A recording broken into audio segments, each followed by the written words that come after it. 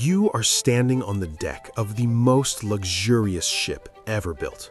The date is April 14th, 1912, just before midnight. You are a passenger on the RMS Titanic, the largest moving object ever created by human hands. 900 feet long, 11 stories tall, a floating palace with crystal chandeliers, a grand staircase carved from oak, a swimming pool, a gymnasium, Turkish baths. First-class tickets cost $4,350, equivalent to $133,000 today.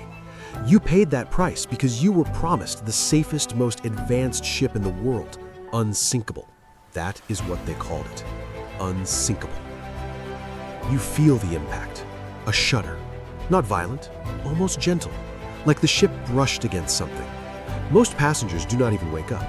You go to the deck to see what happened. Crew members are calm, no alarm, no announcement, just a strange quiet. You see ice on the deck, chunks of it. The ship has hit an iceberg. But the crew says there's no danger. The Titanic is unsinkable. You should go back to your cabin. An hour passes. The ship is tilting now. You notice it now. The bow is lower. Water is coming in. You go back to the deck. Now there is urgency. Crew members are uncovering lifeboats, lowering them. You look around. You count the lifeboats.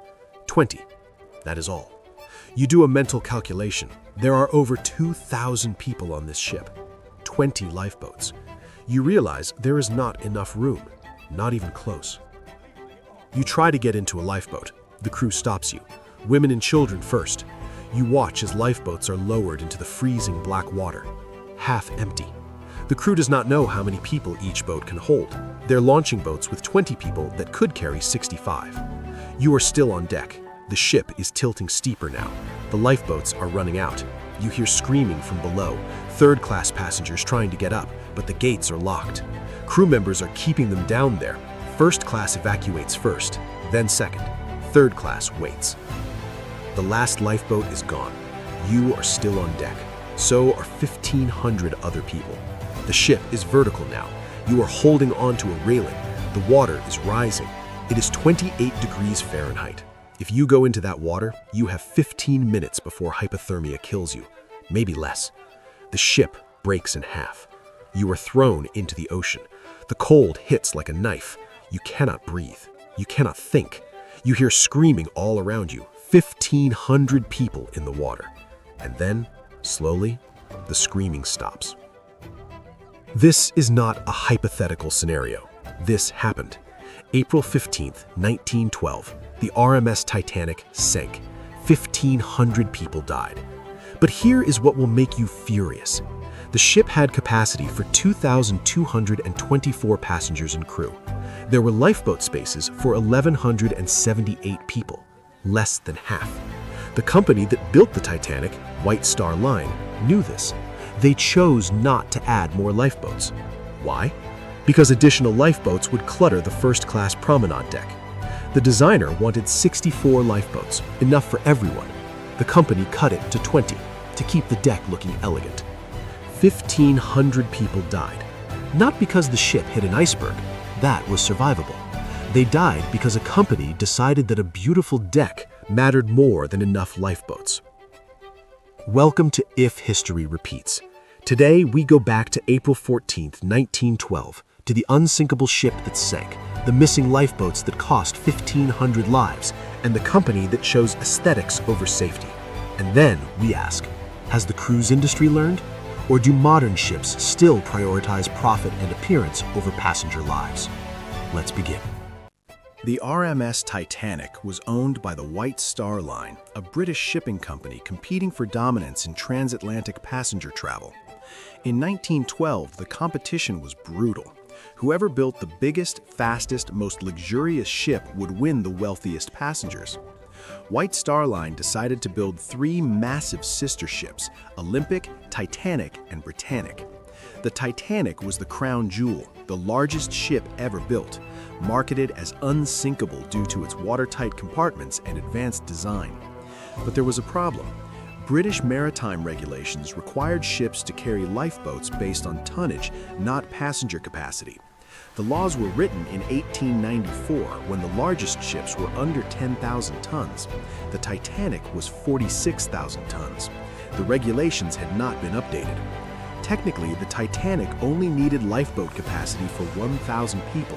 White Star Line installed capacity for 1,178, slightly above the legal minimum.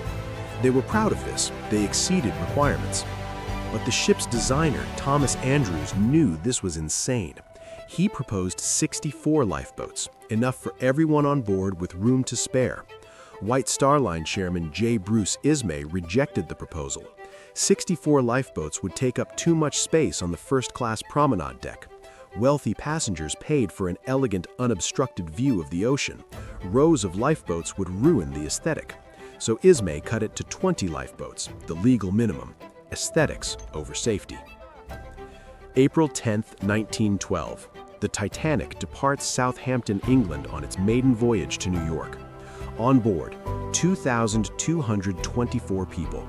Passengers range from the ultra-wealthy, John Jacob Astor IV, Benjamin Guggenheim, Isidor Straus, to poor immigrants in third class seeking a new life in America. The first few days are perfect, smooth seas, luxury beyond imagination. Passengers in first class dine on 10-course meals. Third-class passengers are crammed into small cabins deep in the ship, but even they are excited. This is the Titanic, unsinkable. April 14th, the ship receives ice warnings. Multiple ships in the area report icebergs. Captain Edward Smith acknowledges the warnings but does not slow down. The Titanic is trying to make record time to New York. Speed matters. At 11:40 p.m., lookout Frederick Fleet spots an iceberg directly ahead. He rings the warning bell. The ship tries to turn. Too late. The iceberg scrapes along the starboard side, opening the hull. Water pours in. Thomas Andrews inspects the damage. 5 compartments are flooding. The ship can survive 4 flooded compartments, not 5. He tells Captain Smith, the Titanic will sink. 2 hours, maybe less. Smith orders lifeboats uncovered. But there is no alarm system, no public address. Crew members go door to door, calmly telling passengers to put on life jackets and come to the boat deck. Many passengers refuse. The Titanic is unsinkable. This must be a precaution. The lifeboats begin launching, but there is chaos. The crew has never conducted a proper lifeboat drill. They do not know how many people each boat holds. Lifeboat 1 has capacity for 40 people. It launches with 12. Lifeboat 6 could hold 65. It launches with 28. First-class passengers are reluctant to get in. The Titanic feels safer than a small boat on the freezing ocean. Crew members beg them to board. Some lifeboats leave half empty because there are not enough women and children nearby, and crew will not let men board. Meanwhile, third-class passengers are trapped below. The gates separating third class from the upper decks are locked. This was standard procedure. Immigration laws required separation until arrival in New York. Crew members keep the gates locked during the evacuation. First class must evacuate first, then second, third waits. By the time crew unlocks the gates, most lifeboats are gone. Third-class passengers flood onto the deck. There is nowhere to go. At 2:20 a.m., the Titanic breaks in half and sinks. 1,500 people go into the water. The temperature is 28 degrees Fahrenheit. Hypothermia kills most within 15 minutes. Survivors in lifeboats hear the screaming. Some lifeboats row back to look for survivors. Most do not. They're afraid the drowning will swamp the boats. The screaming stops. Silence. At dawn, the Royal Mail ship Carpathia arrives. It rescues 710 survivors from the lifeboats. 1,500 are dead. The numbers tell the story. First class survival rate, 62%. Second class, 41%. Third class, 25%. Your ticket price determined your odds of survival. White Star Line chairman J. Bruce Ismay survived. He got into a lifeboat when no women or children were nearby. He claimed it was logical, an empty seat should not go to waste, but the public was furious. He was called a coward. The man who cut the lifeboats to save deck space survived, while 1,500 others died. The inquiries began. British and American governments investigated. The conclusion was clear: inadequate lifeboats, outdated regulations, corporate negligence. If the Titanic had carried 64 lifeboats as Thomas Andrews recommended, everyone would have survived. So here is the question. Has the cruise industry learned? Do modern cruise ships prioritize passenger safety? Or do they still make the same calculations, profit and aesthetics over lives? The answer is complicated. After the Titanic, maritime law changed. The International Convention for Safety of Life at Sea was established in 1914. New rules: lifeboat capacity must equal total passenger and crew capacity. Mandatory lifeboat drills, radio watch 24 hours, ice patrols in the North Atlantic. These changes saved lives. Modern cruise ships carry enough lifeboats. Regulations exist. But the pattern continues in other ways. Modern cruise ships are floating cities, 5,000 passengers, 7,000 with crew. Evacuation is a logistical nightmare. The regulations say there must be enough lifeboats, but launching them in an emergency? Chaotic. Training varies wildly. Crew turnover is high. Drills are often rushed. January 13th, 2012. Exactly 100 years after Titanic. The Costa Concordia, a modern cruise ship, runs aground off the coast of Italy. 32 people die, not from lack of lifeboats, from chaotic evacuation. The captain abandoned ship while passengers were still on board. Crew members gave contradictory instructions. Lifeboats launched incorrectly. Some could not launch at all because the ship was tilted. Passengers jumped into the water. Panic. The same pattern. Regulations existed, but execution failed. The cruise industry has grown massive. It is about profit. Bigger ships carry more passengers, generate more revenue. Safety improves only after disasters. Reactive, not proactive. The Titanic changed laws. Costa Concordia led to new crew training requirements. But the industry resists regulations that cost money, just like White Star Line in 1912. If you made it this far, thank you. In 1912, White Star Line cut lifeboats from 64 to 20 to keep the deck looking elegant.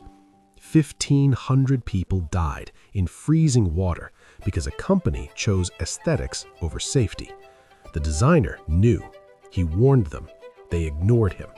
And today, the cruise industry follows the same pattern. Regulations exist, but companies do the minimum required. Safety costs money.